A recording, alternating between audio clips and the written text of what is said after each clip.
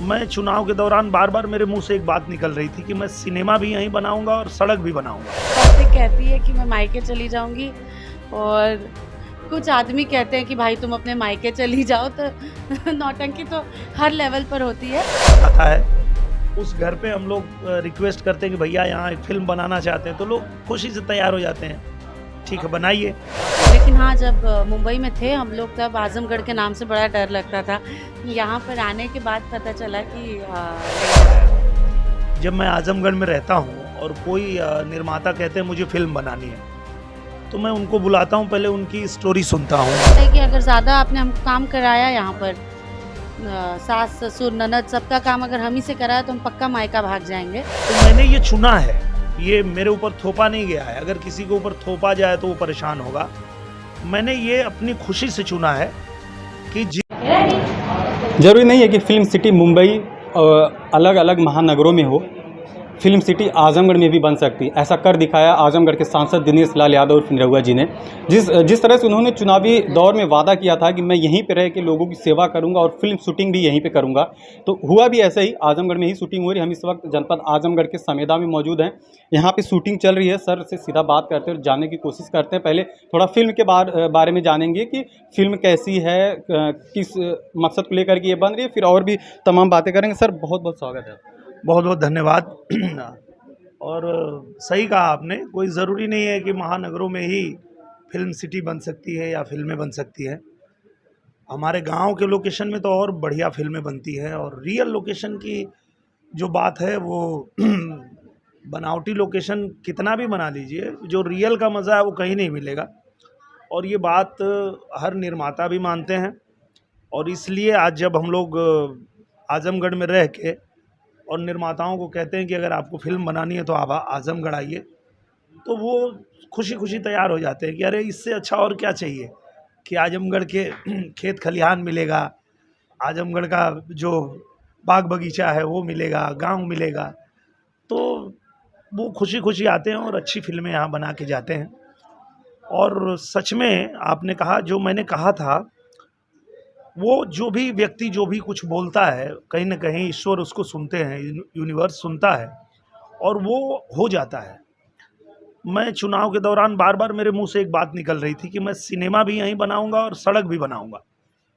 और संजोग देखिए कि परसों जब ये फिल्म की शूटिंग शुरू हुई, मैं मायके चली जाऊंगी, उसी दिन प्रतीक्षित सड़क रासेपुर तितरा जो बन ही नहीं रही थी, वो भी उसी दिन शुरू हुई। तो हम कह सकते हैं कि हम सड़क भी बना रहे हैं और हम सिनेमा भी बना रहे हैं। जो हमने वादा किया था वो हम निभा रहे हैं। सर आजमगढ़ छोटा है नहीं, आप मूवी यहाँ पे शूटिंग करते रहते हैं। ये लोकेशन जो सबसे बड़ी बात होती है, आप एक समेदा में हैं, इतने अंदर आने के बाद ऐसा घर मिला है जो वास्तव में भोजपुरी फिल्मों में दर्शाया जाता है वैसे ही, तो ये मिलता कैसे है? पहले इसको ढूंढना पड़ता है। जब मैं आजमगढ़ में रहता हूँ और कोई निर्माता कहते हैं मुझे फ़िल्म बनानी है, तो मैं उनको बुलाता हूँ, पहले उनकी स्टोरी सुनता हूँ। स्टोरी सुनने के बाद मैं अपनी टीम को बैठाता हूँ, जो आजमगढ़ की मेरी टीम है। हरिकेश हैं, राजेश हैं, अपने ऋषु भैया हैं, संतोष श्रीवास्तव हैं, सभी लोगों को बैठाता हूँ और मैं बोलता हूँ कि इनके फिल्म में ये रिक्वायरमेंट है, ऐसा घर चाहिए, ऐसा गांव चाहिए, ऐसी सड़कें चाहिए, अब आप लोग दिखाइए इनको। फिर वो निर्माता और निर्देशक पूरे आजमगढ़ में घूम के देखते हैं और जो घर उनको पसंद आता है उस घर पे हम लोग रिक्वेस्ट करते हैं कि भैया यहाँ एक फ़िल्म बनाना चाहते हैं, तो लोग खुशी से तैयार हो जाते हैं। ठीक है, बनाइए। आप लोगों के दिल में बसे हुए हैं, लोग आपको चाहते हैं। ऐसे में गांव में आकर के आप शूटिंग कर रहे हैं, तो क्या ऐसे में आपको परेशानी नहीं होती लोगों से, पब्लिक से? नहीं होती परेशानी, क्योंकि देखिए एक ही मंत्र है मेरे पास, जिसकी वजह से मैं कभी परेशान नहीं होता हूँ। परेशान वो होगा जिसको लगेगा कि अरे उसको परेशान किया जा रहा है। मैं तो ये सोच के आजमगढ़ में आता हूँ कि आजमगढ़ के हर मोबाइल में मेरा फ़ोटो। तो जिस आदमी का टारगेट ही यही है कि आजमगढ़ का कोई बच्चा ऐसा ना हो जिसके मोबाइल में निरहुआ का फ़ोटो ना हो, तो मुझे अगर 100, 200, 500 लोग भी घेरते हैं तो मैं खुश हो जाता हूँ कि चलो आज 500 मोबाइल में और निरहुआ का फ़ोटो आएगा। तो इसलिए मैं परेशान नहीं होता हूँ। जितने लोग आते हैं मैं सबको फ़ोटो देता हूँ, मैं सबको बात करता हूँ, उनकी बात सुनता हूँ। किसी कोई समस्या है तो वो भी सुलझाता हूँ, किसी अधिकारी को फ़ोन करना है तो उनको फ़ोन करता हूँ। तो मैंने ये चुना है, ये मेरे ऊपर थोपा नहीं गया है। अगर किसी के ऊपर थोपा जाए तो वो परेशान होगा। मैंने ये अपनी खुशी से चुना है कि जिस जनता ने मुझे हीरो बनाया है, जिस जनता ने मुझे इतना आशीर्वाद प्यार दिया, जिस जनता ने मुझे राजनीति में भी इतना प्यार दे दिया कि लोग मुझे इतना सम्मान देने लगे, तो उनके लिए मैं क्या कर सकता हूँ? मैं जितना भी कर दूंगा कम रहेगा। तो मैं अपनी इच्छा से ही उनके बीच में आता हूँ और अपनी जिम्मेदारी समझ के उनके काम को करता हूँ। जिस तरह से आजमगढ़ की छवि पहले रही है, कहीं ना कहीं बदनामी रही है, तो अब आजमगढ़ की छवि क्या, आप यहाँ के सांसद हैं तो आपको क्या लग रहा है, यहाँ की छवि बदल रही है, नए ऊंचाई पर है आजमगढ़? बदल रही है और अब तो पूरे देश में एक ही नारा गूंज रहा है, जय हो आजमगढ़। लेकिन स्वभाव इसमें मेरा ऐसा है कि अगर ज़्यादा आपने हमको काम कराया यहाँ पर, सास ससुर ननद सबका काम अगर हम ही से कराया तो हम पक्का मायका भाग जाएंगे। ये एक थोड़ा कॉमिक ड्रामेडी है, मतलब आप लोग जब देखेंगे तो पता चलेगा। पर बहुत ही हिलेरियस स्क्रिप्ट है और मुझे लगता है जब जनता के बीच आएगी ये फिल्म तो बहुत सारी औरतें इस सिनेमा से बहुत डीपली कनेक्ट होगी और बहुत रिलेट करेगी इस फिल्म से। लोगों को अच्छा लगेगा ये फिल्म देखकर। I am just hoping. Movie में दर्शाया भी जाता है कि ये कब की मूवी है, तो ऐसे में क्या इसमें दर्शाया गया है कि ये कब की है? 2000 से ऊपर की है, इधर की है, कब की है? ये इधर की है, अभी अभी की फिल्म है। इसमें सारे जितने भी हम इक्विपमेंट्स या फिल्म में जितने भी हम प्रॉप्स यूज़ कर रहे हैं, चाहे वो फ़ोन्स हो चाहे वो प्रॉपर्टीज़ हो, हम लोग सब ऐसी ही यूज़ करने की कोशिश कर रहे हैं जो आज के ज़माने की। जो वास्तव में औरतें ड्रामा करती हैं उसी पे है क्या ये? धमकी देते रहती हैं मैं के चली जाऊंगी। अब पता नहीं आप कौन सी औरतों की बात कर रहे हैं, लेकिन पारिवारिक ये सुनने को मिल ही जाता है। कुछ औरतें कहती है कि मैं मायके चली जाऊंगी और कुछ आदमी कहते हैं कि भाई तुम अपने मायके चली जाओ। तो नौटंकी तो हर लेवल पर होती है। But this is a script about a woman जो बार बार ये कहती है कि मैं अपने मम्मी के घर चली जाऊंगी अगर आपने मुझे परेशान करना बंद नहीं किया तो। 2019 से मैं देख रहा हूँ आपको आजमगढ़ से आना जाना है। आजमगढ़ की मेरा एक सवाल है कि छवि भी कहीं ना कहीं ख़राब रही है, तो अब आजमगढ़ आ जा रही हैं, लोगों के बीच लोगों से मिल भी रही हैं, तो ऐसे में कैसे देखती हैं आजमगढ़ को? मुझे तो बहुत कंफर्टेबल फ़ील होता है। मुझे जैसे मेरे गोरखपुर में फ़ील होता है वैसे ही आजकल मुझे आज़मगढ़ में फ़ील होता है। मैं गोरखपुर की निवासी हूँ, तो जैसे मुझे गोरखपुर में पिछले 10-12 साल से 15 साल से फ़ील होता था, आजकल मुझे पिछले 1 साल से आज़मगढ़ में भी वैसा ही फ़ील होता है। बहुत सेफ़ फ़ील करती हूँ मैं। यहाँ पर भी हम लोग रात को 10 बजे भी अगर बाहर घूम रहे हैं तो हमको कोई चिंता नहीं होती। I feel very comfortable. लेकिन हाँ, जब मुंबई में थे हम लोग तब आज़मगढ़ के नाम से बड़ा डर लगता था। यहाँ पर आने के बाद पता चला कि नहीं, यहाँ के लोग बहुत प्यारे हैं। लोगों के बीच रहने के बाद ये लगता है कि वो जो माहौल था, जो बताया जा रहा था डर, वो एक डर ही था, अब वास्तव में ऐसा कुछ है नहीं। अब तो ऐसा कुछ भी नहीं है। हमको लगता है कि अब बहुत हद तक चीज़ें सुधर गई है पूरे उत्तर प्रदेश में और कहीं भी कुछ भी होता है तो फटाक से एक्शन ले लिया जाता है। ये हम लोग सब हर बार देखते ही हैं। तो आई थिंक जब आम लोगों के बीच में ये भय होता है कि अगर हम कोई गलती करेंगे तो उसका परिणाम भुगतना पड़ेगा और बहुत जल्द भुगतना पड़ेगा, तो उस वजह से गलतियाँ भी कम हो जाती है। और ये हमको लगता है कि ये एक डेवलपमेंट, ये एक प्रोग्रेस उत्तर प्रदेश में पिछले कुछ सालों में देखने को मिला है। और मैं इश्तियाक शेख बंटी, इस फिल्म का निर्देशक, मैं के चली जाऊंगी। और इस फिल्म का उद्देश्य, पहले तो सबसे पहले मैं कहना चाहूँगा कि आज़मगढ़ से मैं खुद भी बिलोंग करता हूँ, तो मेरे लिए तो हमेशा एक खुशी की बात हो कि आज़मगढ़ में अच्छी अच्छी चीज़ों की पहल हो।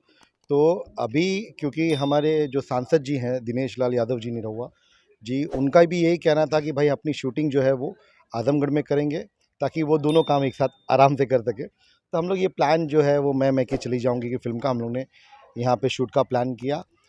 फ़िल्म का उद्देश्य अगर बात करूँ फ़िल्म के मैसेज की, तो एक हर घर की एक कहानी है कि हस्बैंड की जो वाइफ़ है वो अपने हस्बैंड को हमेशा यही कहती है, अगर कुछ भी मसला हो गया घर में तो बार बार वो बोलती है, कंप्लेंट करती है हस्बैंड को कि तुम्हारे घर में ऐसा होता है, मेरे मायके में तो ऐसा नहीं होता है, मेरे मायके की मैं राजकुमारी थी, तुम्हारे मायके में मैं नौकरानी बन गई हूँ। और हर बात में वो ताना देती है, ताना देती है, ताना देती है। और एक पर्टिकुलर पॉइंट पे हम लोग ने ये रियलाइज़ कराया है हमारी ऑडियंस को, जो हमने मैसेज दिया है कि भाई नहीं, ससुराल के बाद एक लड़की के लिए शादी के बाद एक लड़की के लिए उसका ससुराल ही सब कुछ है, मायका जो है वो सेकेंडरी है। वो इज़्ज़त जो उसको पहले शादी से पहले मिलती थी वो अब नहीं मिलेगी। उसको अपना ससुराल को ही अपना घर समझ के ज़िंदगी काटनी चाहिए, अपने उनके लोगों को ध्यान देना चाहिए। क्योंकि अगर उसको मान लो अपने मायके जाना भी है तो 2 दिन 4 दिन जाए और उसके बाद वापस आ जाए, क्योंकि उसका ओरिजिनल घर अब शादी के बाद उसका ससुराल हो चुका है। ये फ़िल्म में हम मैसेज देना चाहते हैं। और फ़िल्म को आज़मगढ़ में शूट करने का ये था कि हम चाह रहे थे कि हमारे जो आज़मगढ़ के जितने एक्टर्स हैं, एक्ट्रेस हैं, बहुत टैलेंट है आज़मगढ़ में छुपा हुआ। तो एक बोलते हैं ना, एक प्लेटफ़ॉर्म प्रॉपर नहीं मिल पा रहा था, क्योंकि शूटिंग अधिकतर जो है वो बॉम्बे जैसे, मुंबई जैसे शहर में हो रही थी, फ़िल्म सिटी वगैरह में। तो यहाँ आने के लिए दिनेश जी का भी यही कहना था कि नहीं, हम लोग ग्रो करेंगे वहीं पर, और वहाँ पे हम लोग अगर शूटिंग अभी स्टार्ट कर देंगे, वहाँ के लोगों को मौका भी मिलेगा। और आगे जाके प्लान करना है कि भाई वहाँ पे हम लोग एक स्टूडियो टाइप का एक एटमॉस्फेयर बनाएं और आगे जो है उस पे फ़िल्में और भी बनना चालू हो। अभी लगभग मैं पिछले अगर 1 साल की बात करूँ तो मैं खुद जो है वो 3-4 फ़िल्में यहाँ आज़मगढ़ में बना चुका हूँ। और बाकी लोगों की अगर इंडस्ट्री की बात करूँ तो खाली आज़मगढ़ की बात कर रहा हूँ, यूपी की नहीं। यूपी में तो काफ़ी फ़िल्में बन रही है, लेकिन अगर आज़मगढ़ की बात करूँ तो मैं समझता हूँ कि 15 फ़िल्मों के ऊपर आज़मगढ़ में पिछले 1 साल के अंदर शूटिंग हो गई है।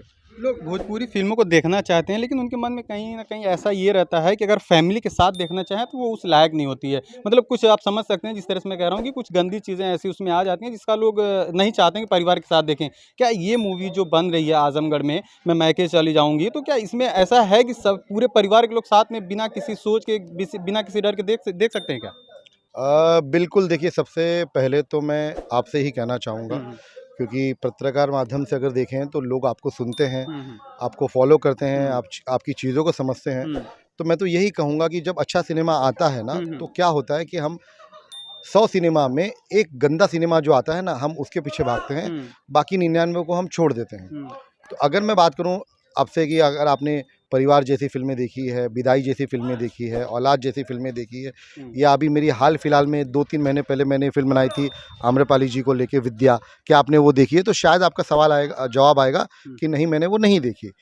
तो अच्छा सिनेमा हमारे लोग देख ही नहीं रहे हैं, और जो गंदा सिनेमा है उसको देख के हमारे लोग आलोचना कर रहे हैं। हमने अगर मतलब अगर 100 फ़िल्में बनती हैं, वो जो हर इंडस्ट्री में बनती है, तो उसमें 1-2 फ़िल्में होती हैं जो लोग आ जाते हैं, बना देते हैं, ठीक है, लेकिन आप उससे पूरी इंडस्ट्री को नहीं आँक सकते हैं। तो ऐसी बहुत सारी पारिवारिक फ़िल्में हमने बनाई है, और हमारी कोई भी फ़िल्म ऐसी नहीं होती है कि जो आप परिवार के साथ नहीं बैठ के देख सकें। विद्या एक रिक्शे वाले क्या स्ट्रगल की कहानी, कैसे वो अपनी बेटी को पढ़ाता है, पूरे उसके पे थी। हाईएस्ट टीआरपी वगैरह टेलीविज़न में उसको मिला, लोगों ने बहुत प्रोत्साहन किया। अगर समय होगा कभी तो आप यूट्यूब पे विद्या के ट्रेलर पे जाके सिर्फ वो कमेंट्स पढ़िएगा। अगर आप कमेंट्स पढ़ेंगे तो आपको अंदाज़ा हो जाएगा कि कमेंट्स लोग चाहते हैं क्या है। तो यही है सिनेमा। डेफिनेटली देखिए, हर इंडस्ट्री में एक रिवॉल्यूशन और एक चेंजेस आती हैं, इसमें भी आ रही हैं, बदलाव हैं। अब मैं समझता हूँ कि जो 2% 5% जो पहले के जो गंदगी थी, अब वो भी काफ़ी हद तक सिमट रही है, दूर हो रही है।